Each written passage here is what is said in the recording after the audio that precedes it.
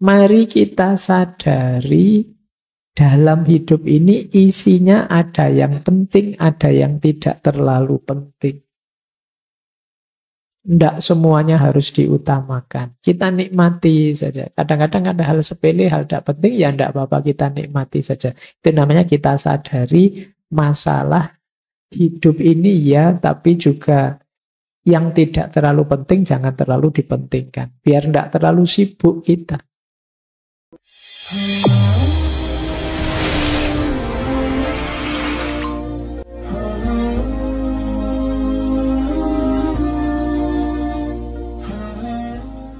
Assalamualaikum warahmatullahi wabarakatuh.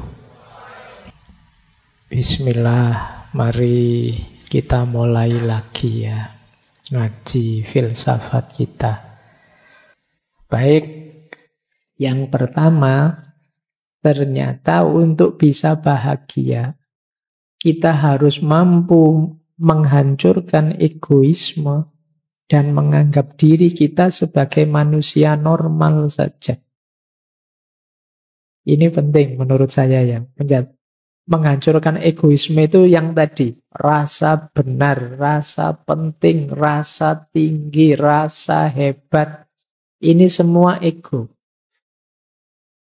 Lebih kondusif kita merasa sebagai manusia biasa saja. Iya, saya punya kelebihan, tapi ya ada kekurangannya. Iya, saya ngerti bidang ilmu ini, tapi banyak bidang ilmu yang lain yang saya tidak bisa. Iya, saya ini manusia yang ada hal-hal yang dikagumi orang, tapi sebenarnya banyak juga dalam diri saya hal-hal yang memprihatinkan. Ini namanya hidup sebagai manusia normal saja. Jadilah manusia biasa saja. Ini lebih membahagiakan. Karena kalau kita mengidentifikasi diri kita dengan ego-ego besar tadi, jangan-jangan lelah hidup kita. Karena identifikasi sesuatu itu kan implikasinya kita harus begitu terus. Misalnya teman-teman mengidentifikasi, saya ini Pak, santri Pak, saya ini orang soleh loh Pak. Oh itu kan terus abot kan, kamu kapanpun harus acting sebagai orang soleh. Nanti dengar adzan, wah ke masjid ini. Terus nanti dengar, terus kamu dituntut begitu. Mending tidak usah woro-woro, tidak usah deklarasi, biasa saja. Yes, kalau mau ke masjid, ke masjid. Kalau mau melakukan kebaikan, lakukan saja. Tidak usah dengan memberi label atribut yang memberatkanmu sendiri. Itu yang disebut kesadaran sebagai manusia biasa saja. Itu akan lebih membahagiakan. Yang kedua, berhentilah bersikap perfeksionis, menipu diri sendiri. Kalau iya, bilang iya. Kalau tidak, bilanglah tidak. Tidak usah perfeksionis. Orang tahu kok semua orang itu ada kurangnya, tidak ada manusia yang sempurna. Kadang-kadang salah sedikit, kadang-kadang khilaf sebentar, manusiawi. Tidak usah menipu diri. Itu akan lebih memberatkan kita. Tidak usah terlalu banyak pakai topeng lagi. Topeng kita sudah banyak dalam hidup ini. Biar tidak lelah. Yang membuat kita lelah itu kan karena kita menipu diri kita sendiri. Misalnya kalau ditanya, ngantuk enggak mas ngaji kayak gini? Enggak Pak, saya melek terus. Tapi yo pas ngaji deklak-deklok itu kan yo kamu berat sendiri, nanti ada temennya lihat malu kan kamu. Coba tadi bilang, yo saya kadang-kadang ngantuk Pak. Itu kan lebih santai. Tapi karena kamu menipu dirimu sendiri, ya berat akhirnya. Jadi konsekuensi yang harus kamu tanggung. Yang ketiga, untuk bisa bahagia, yuk berjuang, bekerja keras mencapai tujuan. Ya, kita harus berikhtiar, berusaha. Sambil tadi ya, ngerti batasnya kapan pasrah. Dan jangan dibiasakan menyalahkan keadaan mencari kambing hitam. Biasa kok hidup itu ada sukses, ada gagal. Ada lulus, ada tidak lulus biasa. Ya memang rumusnya hidup begitu. Ada senang, ada susah. Wajar itu sudah. Tidak usah cari kambing hitam, tidak usah menyalahkan keadaan. Nanti tambah berat. Wah, ini gara-gara temanku ini. Tiap malam ngajak begadang saja. Tidak lulus mata kuliahku. Lalu kamu sendiri ya mau diajak begadang. Disalahkan kancane.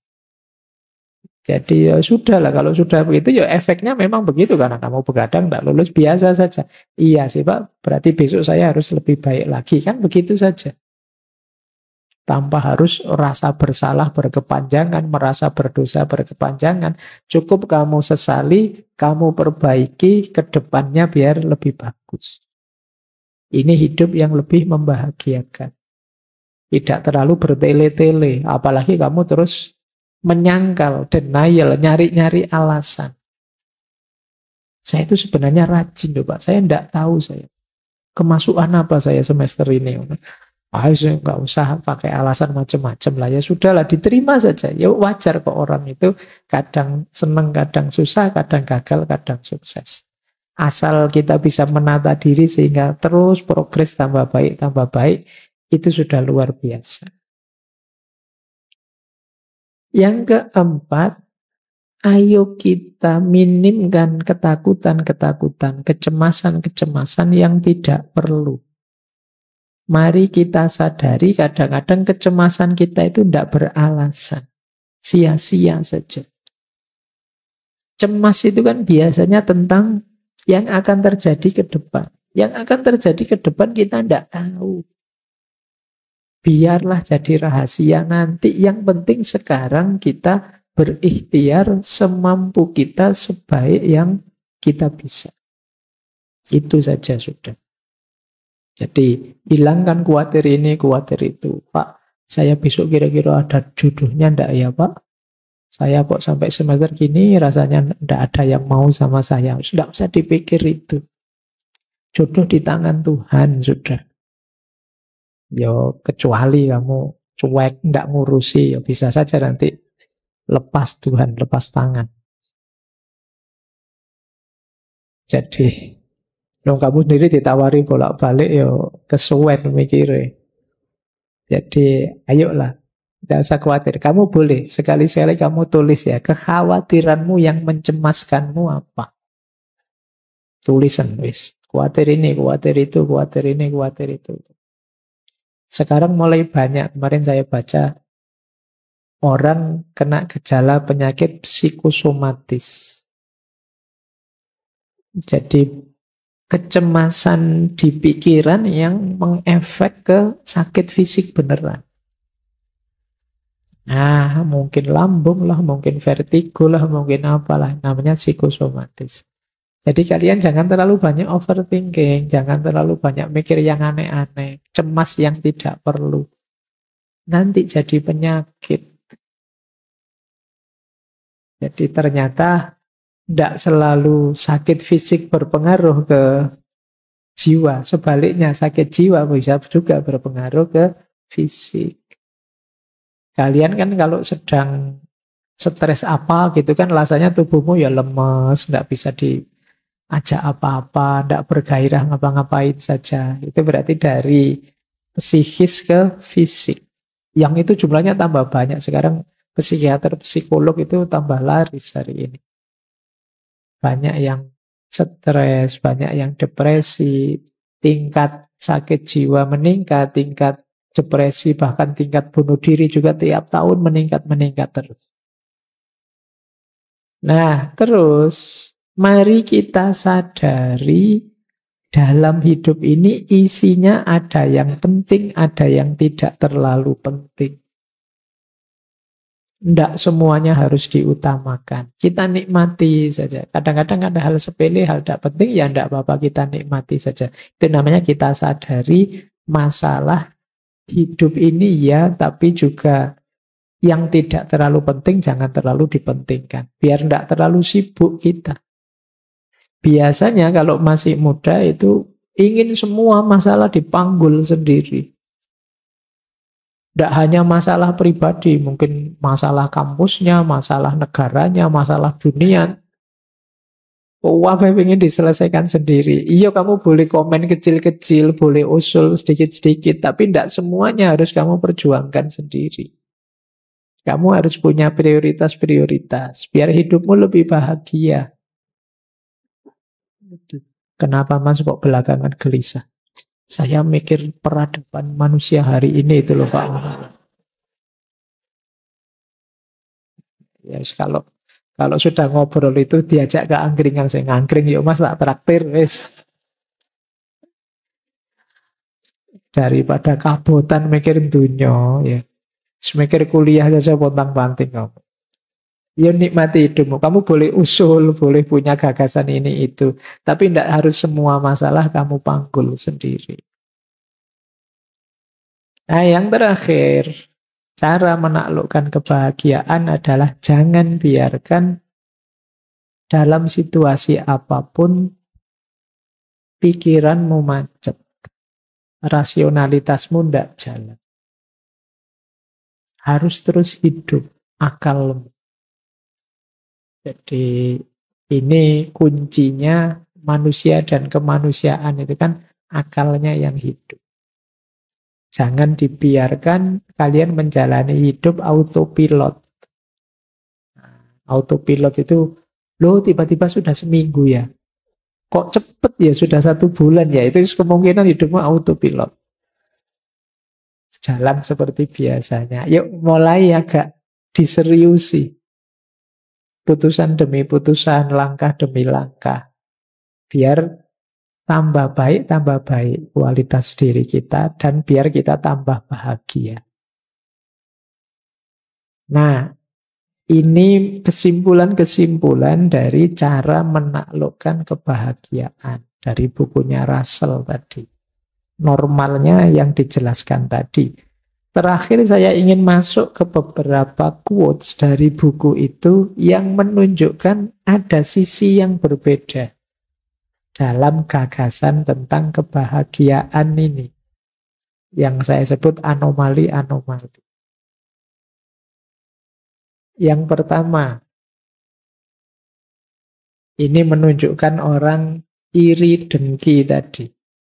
Ternyata menurut Russell, jika di dunia saat ini ada banyak orang yang lebih menginginkan kebahagiaan diri mereka sendiri daripada menginginkan ketidakbahagiaan orang lain, kita mungkin akan mendapatkan surga dalam beberapa tahun ke depan.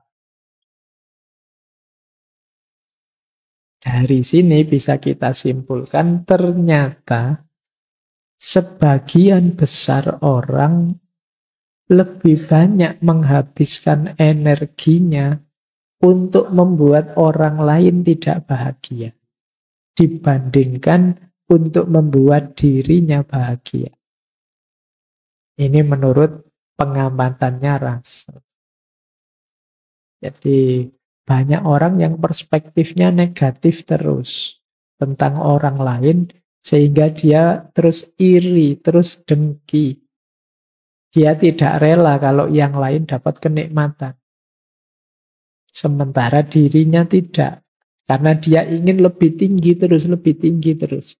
Orang yang mindsetnya kompetitif tadi, yang dipenuhi rasa iri tadi, yang ada di pikirannya kan gimana caranya rivalku, sainganku, musuhku tidak bahagia.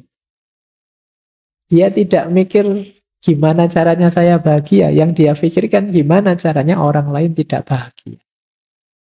Itu banyak yang cara berpikirnya begini, gimana caranya rivalku tidak bahagia. Entah dengan cara apa, kadang-kadang bikin berita-berita bohong, hoax-hoax, dan lain sebagainya. Ini jenis anomali. Kalau semua orang berpikir gimana caranya saya bahagia, kata Russell, tidak lama lagi dunia ini kayak surga. Isinya orang-orang yang bahagia, ya orang bahagia itu berarti orang yang bersyukur. Nah, cuma ini mimpinya Russell, ya sulit sih. Orang itu kecenderungannya memang agresif, iri dalam dirinya, ada nafas namanya sabu iya. ingin selalu menyerang dan menjatuhkan yang lain. Baik, anomali pertama ini. Coba kalian renungi ya, semoga yang hadir malam hari ini tidak ada yang di sini. Tidak ada yang mikirnya hanya jatuhnya yang kalian benci. Dalam bidang apapun. Kalian ingin maju boleh, tapi semoga tidak dengan cara menginjak dan menjatuhkan yang lain. Kalian ingin menang baik-baik saja, tidak apa-apa, hebat, tapi tidak dengan cara merusak dan menghancurkan yang lain. Hebatlah dan menanglah bila perlu dengan mendukung dan menaikkan yang lain. Anomali pertama ini tentang kebahagiaan. Anomali kedua, ini lanjutannya.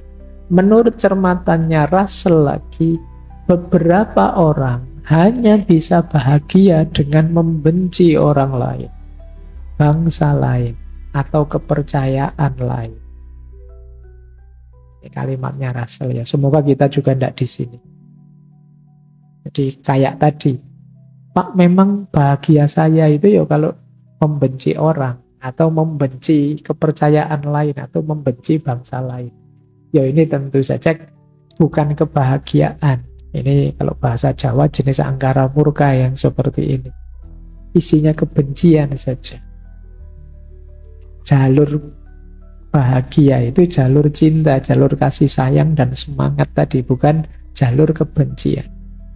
Kebencian lewat jalur manapun tidak akan membuahkan kebahagiaan dalam bentuk apapun. Kalian boleh suka dengan atau tidak suka sesuatu, setuju atau tidak setuju sesuatu, tapi semoga bukan membenci. Karena kebencian betapapun sifatnya negatif. Emosi yang tidak hanya merusak yang kita benci, tapi juga merusak diri kita sendiri yang membenci. Ini yang disebut anomali. Kalau ada orang merasa, saya bahagianya ya kalau mukuli orang, Pak. Saya bahagianya ya kalau menghancurkan orang, Pak. Itu pasti bukan kebahagiaan. Mungkin kesenangan sesaat yang nanti efek negatifnya akan kita nikmati di fase-fase hidup selanjutnya. Berarti bukan kebahagiaan. Anomali kedua. Anomali ketiga.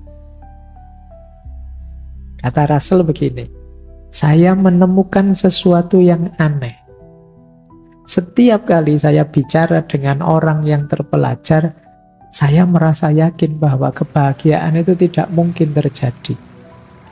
Namun ketika saya bicara dengan tukang kebun saya merasa sebaliknya. Kenapa bisa begitu? Ya biasa sih, kita juga tahu kadang orang pinter itu suka membuat rumit hal-hal simpel.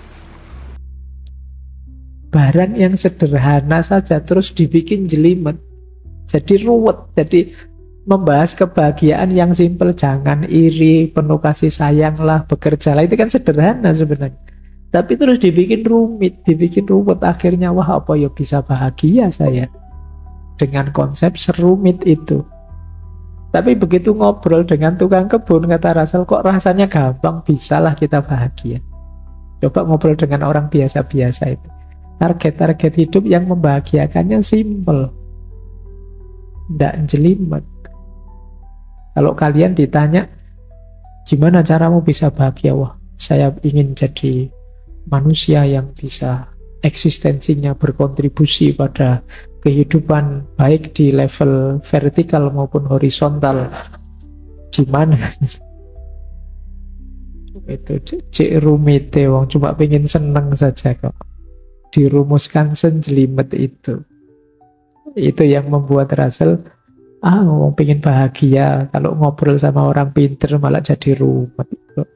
Sudahlah sama tukang kebun saja simple, sama teman-teman nongkrong pinggir jalan itu lebih simpel, gampang, tidak terlalu dirumit-rumitkan teori. Makanya dia nulis buku ini buku tidak untuk kalangan terpelajar. Mungkin khawatirnya kalau ketemu orang terpelajar terus didebat, tidak jadi bahagia, jatuhnya debat akhirnya. Oh masa iya begitu, nggak cocok dengan teorinya filosofi ini, filosofi itu, ruwet wes. Tidak jadi bahagia akhirnya. Jadi bubar sudah. Kan kadang-kadang gitu. Kadang yang pinter itu malah menyusahkan kita. Rapat enak-enak, yang rapat lugu-lugu itu cepet diputuskan gini ya gitu, selesai gitu. Iya. Tapi begitu yang rapat pinter-pinter, wah ndak selesai-selesai wis. Panjang argumen ini, argumen itu, kira-kira ini, kira-kira itu, tambah ruwet wis. Nah kadang-kadang begitu dalam hidup ini. Kita selalu membuat rumit hal-hal yang sederhana. Sehingga hidup yang semula simpel jadi rumit. Ini yang ditemukan oleh Russell. Anomali lagi. Kata dia begini. Orang yang meremehkan dirinya sering dikejutkan oleh kesuksesan. Sedangkan orang yang melebih-lebihkan dirinya sendiri sering dikejutkan oleh kegagalan. Kejutan yang pertama menyenangkan, dan kejutan yang kedua tidak menyenangkan. Oleh karena itu, adalah bijaksana untuk tidak terlalu sombong, namun juga jangan terlalu rendah diri dalam berusaha mencari kebahagiaan. Kan banyak orang itu yang, siapalah saya Pak, saya itu manusia biasa kok Pak. Yo ada kemampuan dikit-dikit, tapi yo ndak sehebat orang-orang itu. Ini kadang-kadang orang yang seperti ini, ketika sukses itu kan kaget dia. Alhamdulillah, ternyata Allah Maha Penyayang ini, saya dapat sukses yang luar biasa. Kagetnya kaget seneng. Tapi kalau kita terbiasa sombong, saya hebat Pak, saya lebih dari semua teman saya yang lain, itu kan begitu gagal, ya kejutannya kejutan pahit. Jadi oleh karena itu apa kata Russell, ya sudahlah, tidak usah terlalu merendahkan diri atau menyombongkan diri, biar tidak gampang terkejut. Biasa saja, nikmati saja apapun yang kita alami. Jangan melebih-lebihkan, juga jangan mengurang-urangkan. Yang paling negatif ya melebih-lebihkan, karena kekagetannya kekagetan yang negatif. Kekagetan ketika menemukan kegagalan.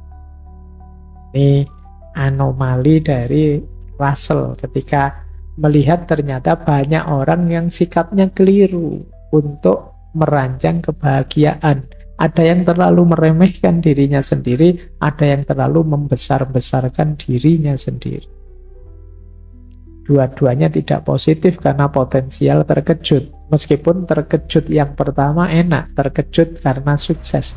Terkejut yang kedua pahit, karena terkejut karena gagal. Baik, saya kira itu ya, teman-teman. Itu materi dari Russell tentang cara menaklukkan kebahagiaan. Persis seperti yang dikatakan Russell, ini tidak rumit. Tidak perlu mengerinyitkan dahi membahas rumit-rumit. Di masyarakat biasanya yang berjalan untuk meraih kebahagiaan ya rumus-rumus tadi. Tinggal bagaimana pentingnya kita menghidupkannya dalam keseharian kita. Terima kasih sudah menyimak. Semoga channel Mengaji Hening bersama Dr. Fahrudin Faiz selalu bisa memberikan ilmu, motivasi, dan kebermanfaatan. Salam sehat dan bahagia.